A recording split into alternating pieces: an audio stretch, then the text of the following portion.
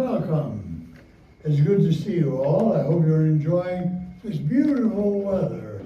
I called you here today together to discuss one specific facility, Silver Oasis in Canterbury, Connecticut. As you can see, I've invited Terry Davis, the executive director of that facility, to join us. I've also invited Jesse Ellis, the director of Silver Oasis in Stratford, Pennsylvania, our most lucrative and well-run property.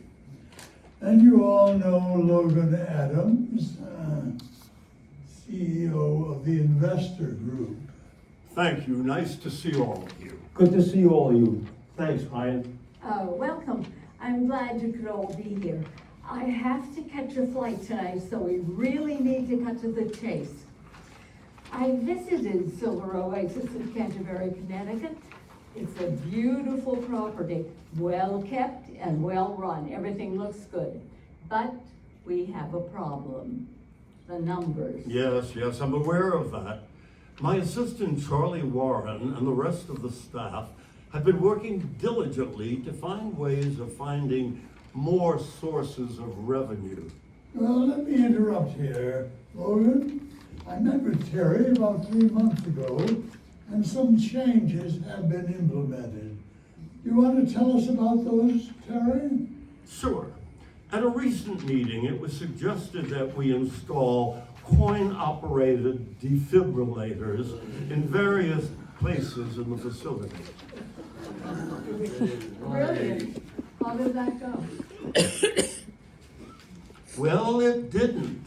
It turns out it's not legal, the coin-operated part. But we did find a workaround. Oh, wonderful. Tell us. We did install the defibs in the gym, dining rooms, 2 exercise rooms, a restroom, and the library so far.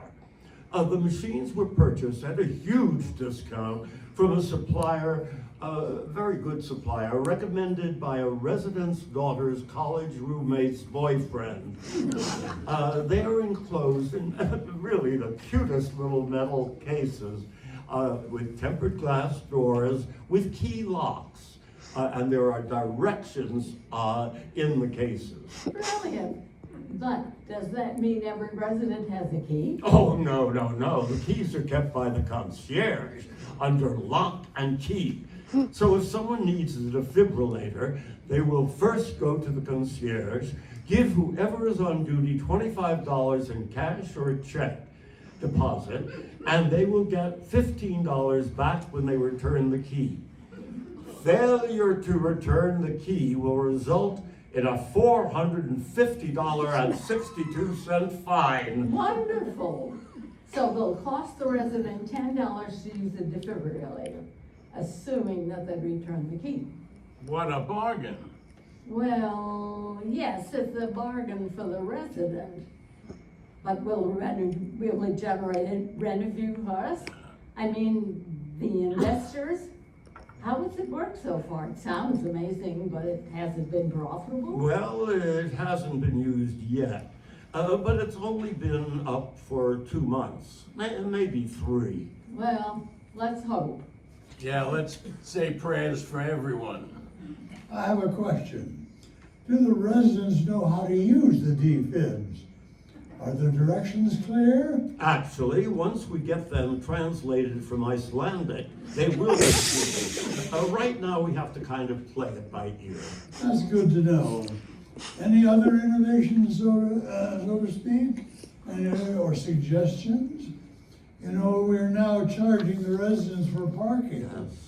Did you agree to $50 for people with cars and $25 for people who don't have cars? Is that a monthly fee? Oh, yes, it's added to their monthly bill.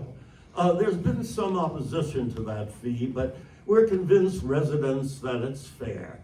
It only applies to people who have now or who have ever had driver's licenses. Very, very fair. Yes. I'm surprised they even questioned it.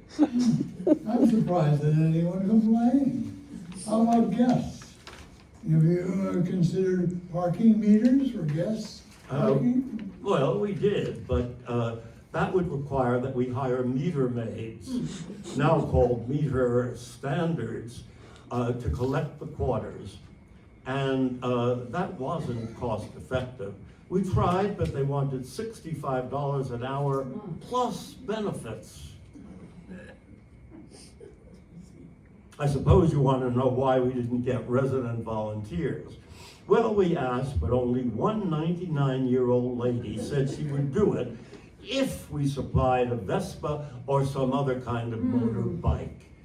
What with the cost of the vehicle and insurance and everything, it turns out we'd lose money. But we're looking into a parking system that would require a company to install the machines like the ones used in major parking lots. But I don't know if that would be cost effective. Well, I could have my people look into it, and my people will contact your people. But you do have residents who have scooters. Maybe we could offer them a 2% reduction in rent. Why, I never thought of that. It's a good idea. What do you think, Ryan? I approve, but let's make it 1%. And we can waive the monthly, recently implemented monthly walker scooter cane fees for those residents. Ah, great. I have some wonderful news. I'm happy to report that we found a company that actually converted 90 coin-operated washers and dryers in apartments. We have about 60 more to go. We're waiting to hear from the company. I was told that the owner of the company is on vacation. Nobody actually answers the phone when we call. We get a recorded message, but they did cash our check. My assistant is working on this one. Excellent. How has it worked so far? Well, it has a lot of promise. If it works out, we can do the same with dishwashers and garbage disposals. How about the toilets? Don't you have an aunt who is a resident? Were her machines converted? Well, yes, and Vera doesn't really talk to me these days, but I know she will get to like it. Great. I can't wait to hear about how your dining room ideas have been working out. Asking residents to reuse their napkins is a great idea. They actually look better on paper. It seems that the residents would forget to bring them down. Their used napkins, I mean. And also they were kind of messy, so we tabled that idea. We're thinking of using terror sheet paper towels. How surprising. It sounds classy. Now, I know it's too soon for a full report, but I'm anxious to hear how the fourth floor space is working out. Well, as most of you know, we made some major improvements to the facility. We started by knocking down 5 apartments on the 4th floor. I hope there was nobody living in them. Well, yes, they were all occupied, and it wasn't easy. But we found other apartments for the residents at a significant loss to the company. But those losses will be recouped eventually. Of course. In the space, we built 4 lounges, each with a fireplace and beautiful furnishings. There is a wonderful area for card and other game players. One lounge even has a piano. A resident donated it. I mean, it needs to be tuned, but I'm sure it'll be fine. If not, you can use it for firewood. With all those fireplaces, you're gonna need a lot of firewood. Oh, no, our fireplaces are electronic. Of course. Sounds nice, but this project was quite costly. Has it been generating any revenue? And what are future plans for the use? Of course, we will keep in mind that it's still in the early stages and a work in progress, so to speak. but I'd like to hear how it's working so far. Well, we haven't charged for the use of the lounge as meeting rooms yet, but we plan to do that, and we plan to sell refreshments. We were going to charge a card player fee, but the card players threatened to take us to court. They claimed abuse, and we surrendered. Oh, they're tough. In the 4 restrooms, we installed coin-operated toilet paper machines. But that hasn't worked out too well. As a goodwill gesture, we were thinking of not charging for toilet paper, at least not the $5.95 per mini roll we've been charging. Well, that was a generous gesture, but be careful you don't offer too many goodwill gestures, if you know what I mean. I seem to recall that you were working on a way to make bingo more profitable. Yes, and that's the best news of all. Tell us. Well, we raised the price of bingo cards from $1 to $5, and they're still buying them. Wonderful. So, how much can a person win with a $5 card? Oh, the price is still $1. That's ingenious. That will be a major moneymaker and an excellent way to attract new residents. You are doing a splendid job, and I know you're always open to new ideas. For that reason, I've invited Jesse Ellis to this meeting. Jesse is the director of our Stratford, Pennsylvania Silver Oasis, which has been our most successful operation in terms of popularity and cost cutting. It's a pleasure to be here. Thank you for inviting me. My assistant, Avery Parker, he'll be presenting here as well. I'm always open to new ideas if they're feasible. I assure you they are. Why don't you start with the elevator? Please do. Okay. Our facility, like yours, has 9 floors. We have 8 elevators serving these floors, actually 9, but one is a freight elevator, which is not for use by the residents. Another is just for people with pets. For more about that one later. Each resident has an elevator card, and he or she uses it to get off the elevator. The regular fee per person is $3 per floor. For each resident, inserts the card in a slot on the elevator. The door opens, but only allows one person to get off at a time. Isn't that time consuming and a bit confusing? No, let me finish. It doesn't cost anything to get on, and the lobby is free. So how is that profitable? It's obvious. If they want to get to their apartments, they have to get off on their own floors. You got it. It sounds good. How much do the cards cost? $950 per card. However, it gives you 300 rides. That comes to $900. Well, it's $50 for the card. They're not reusable. Can you use cash? Well, there is a slot for that, but it only takes brand new $5 bills. The average resident will spend about $1,000 per year on just elevator rides.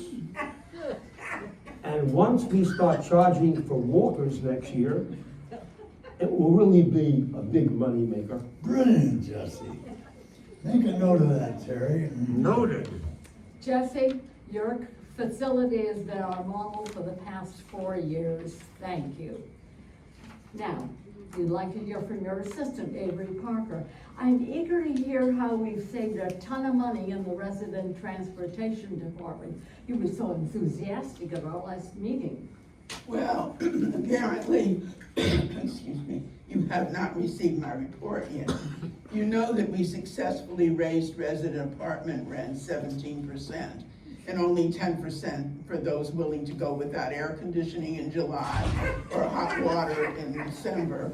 That generated more than enough revenue to allow us purchase a self-driving van to use for resident transportation. On paper, it was great, but unfortunately, there were some minor glitches in the actual implementation of our plan. Tell us what happened. Well, I ordered the self-driving van from Save-A-Lot Vehicles Incorporated. It arrived 2 weeks ago with their best service rep, Gaviscon. We did 3 runs to nearby, they were less than 5 miles, resident medical appointments. And the runs were okay, except for a small fender bender, a stop sign violation, and a lost resident. The van brought back the wrong resident, someone who doesn't live at the facility, but otherwise everything was fine. It looked like we had a winner. Wonderful. Amazing. Yes. Problems seem minor. Yes, amazing, until that fateful day that we decided to put the van into full use. So what happened? We arranged 4 appointments at medical offices about 7 or 8 miles from each other. They boarded the van without a problem, and away they went. They arrived at the first appointment, and the van pulled up to the entrance and stopped. The resident stood up and was about to get off. She waited for the doors to open, but all of a sudden the van started up again. We got on the road and headed to the next appointment. The door never opened. Couldn't Galveston intervene? No, he was helpless. The van went straight to the next medical office and stopped at the entrance, but the door never opened. The van headed to the next appointment. Gaviscon called his boss, who called the manufacturer, but nothing worked. But when the van got to the 3rd place, it stopped and the doors opened. Gaviscon went to the back and retrieved the resident's walker, which he brought to the front door, and then he got on the van to help the resident. Thank goodness, phew. And the doors closed before he could get off the van. So off they went to the next appointment, and the resident's walker was left behind. But the van went as programmed to 125 South Kensington Avenue. It stopped and the doors opened, and everyone except for Sadie, who wouldn't walk without her walker, got off. Well, it sounds like the system worked, well, with a few glitches. Not really, they were at 125 South Kensington Avenue, but it was in Rockford. The doctor's office was 125 Kensington Avenue in Rumford, 20 miles away. The place in Rockford was a dinky old diner, but more about that later. The whole thing must have cost a fortune, Max. How did this all end? I sent a regular driver out to pick them up at the diner, but we had to pay him triple overtime. Oh. And we also had to replace Sadie's custom-made walker, but we tried. Yikes, I'm sorry to hear about this fiasco. Yes, I am too. But I have faith in you, Avery. You and Jesse always come out ahead. And do any of you have anything to add? Nobody's mentioned food. That's where we can make money. As a matter of fact, I do have something. I didn't bring it up because I don't have the numbers yet, but I can assure you that it's a moneymaker. Yes, what is it? Well, we had to close the bistro. We hired a large wait staff and kitchen workers to offer lunch every day from 11 a.m. to 3 p.m. But the place was empty a good part of the time, and we had to discard a lot of the food. Sorry to hear that. Yes, but we came up with another idea. We got a startup company to give us a great price for a Horn and Hardart automat system where we have meals in the compartments. Each meal, it could be nothing more than soup or salad, or it could be a sandwich or a slice of pizza, is $10. Desserts are $10, coffee is $10, a cup of soup is $10, and butter is $10 a pack. The machines only take $10 bills, and the whole operation requires 1/5 the number of employees we needed for the bistro. We bought a used freezer. It's only used by the automat food. We're open longer hours, the residents like it, and most of them anyhow. Sounds amazing. But why do we need a freezer when the food is fresh? It was fresh when we froze it. Ah, that makes sense. They seem to like the food. The only thing that doesn't sell are the salami sandwiches with mayo on white bread and the barramundi dumplings. Sometimes the $10 bills get stuck in the slots, but the concierges are trained to solve that problem. I don't have the numbers yet, but this is a winner. Congratulations, Terry. Well, I can't take all the credit. I couldn't have done this without the help of my new assistant, Charlie Warren. Oh, I've been meaning to talk to you about that, Terry. Because we've had to cut corners, as of this morning, Charlie's job was eliminated. When that happens, the employee is let go immediately. I'm afraid you have to assume those extra duties yourself. Oh, that's too bad. Well, I guess it's time to wrap this meeting up. Thank you for all coming. Now we want to hear from your group, Logan. Well, based on what I've heard today, I think you're headed in the right direction. Let's meet here in 2 months. By then, our CFO will have gone over the numbers, and I'll have a report for you. Okay, bye now. Where's the announcer? Okay, scene 2 takes place in the same office with the same people except for Logan, 2 months later. I just received the investors report from Logan Adams, who couldn't be here with us at this time. I haven't looked at it yet. That's it, to Ryan Moore, CEO of Nichols and Dimey Incorporated.